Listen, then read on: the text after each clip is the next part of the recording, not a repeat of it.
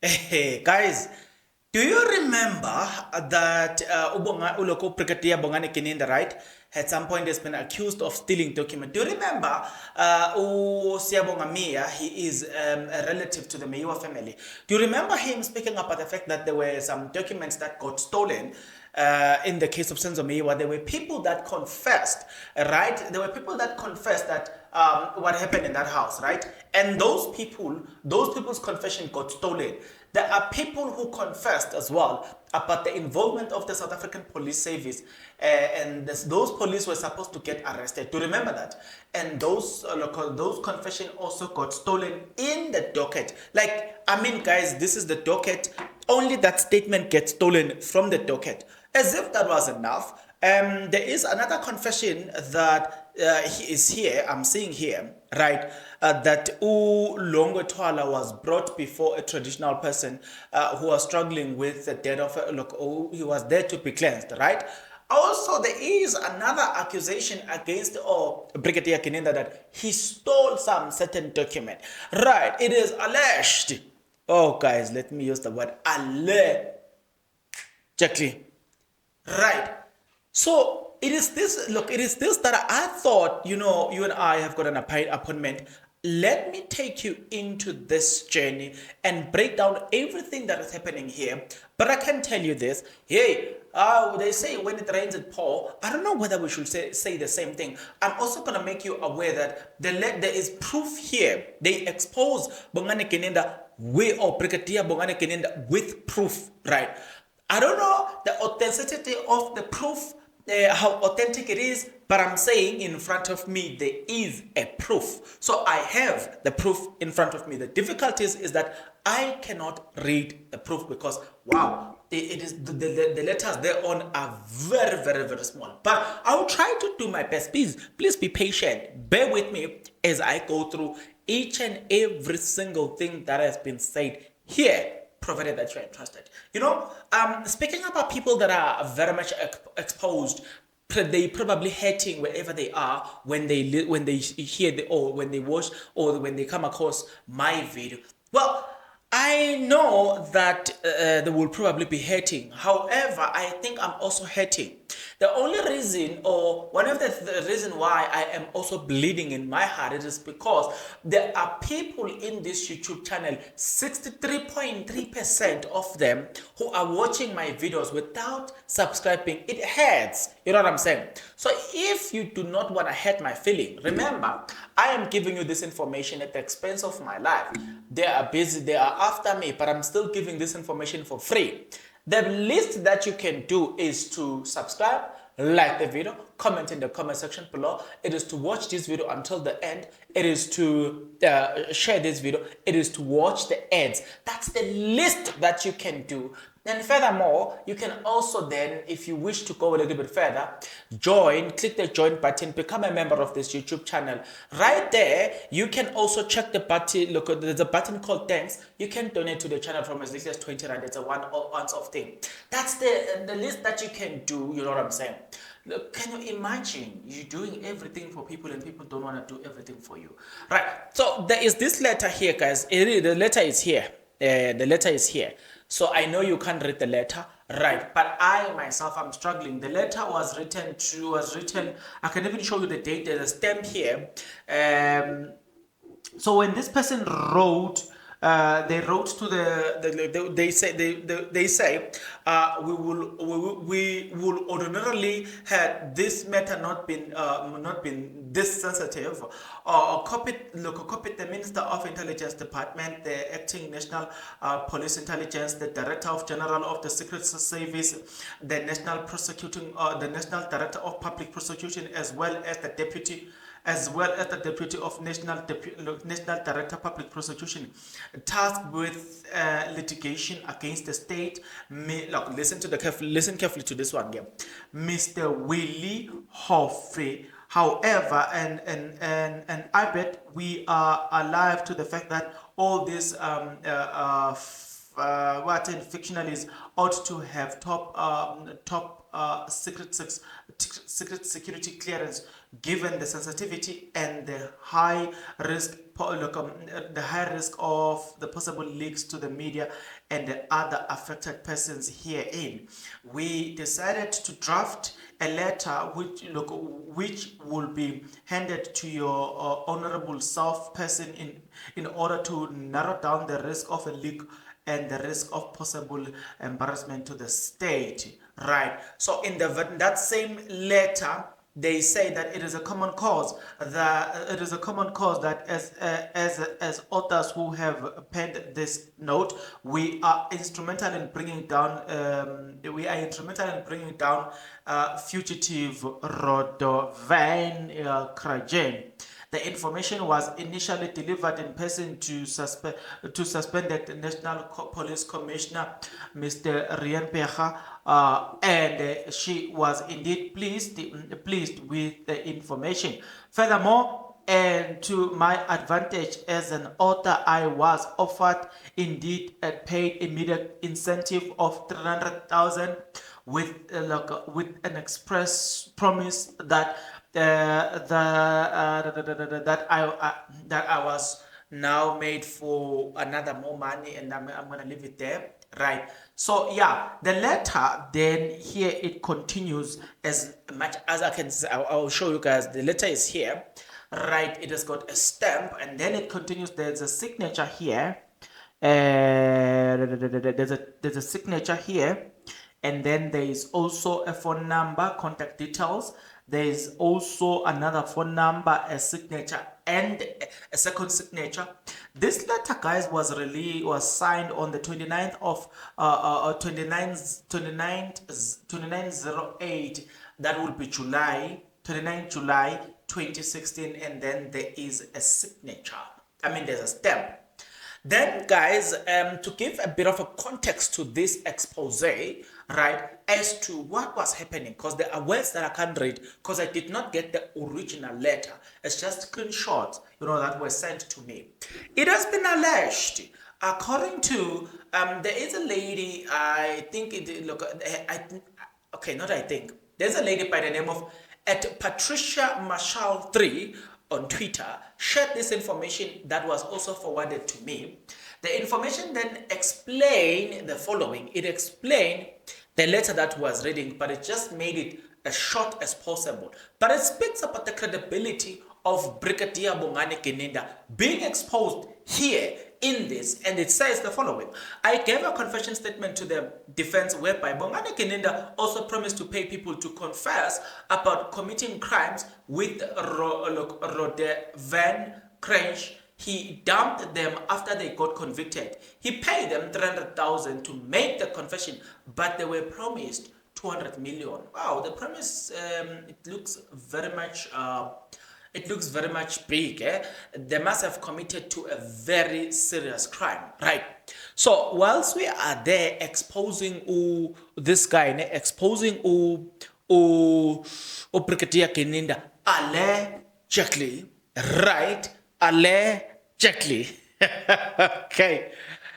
I remember getting a call from a person who's working in the South African Police Service, an executive person, and he says, why did you use the word allegedly? The reason why he didn't want me to use the word allegedly is because he wanted to deal with me, but then he was confined by the word allegedly. Yeah, guys, this journey is very scary. If I tell you the people that sometimes will call you, threaten you, it's like serious people, guys. It's like serious people, not just a mere person. It's like serious people that will call you directly and tell you that you need to stop this thing. You know what I'm saying? You need to stop now.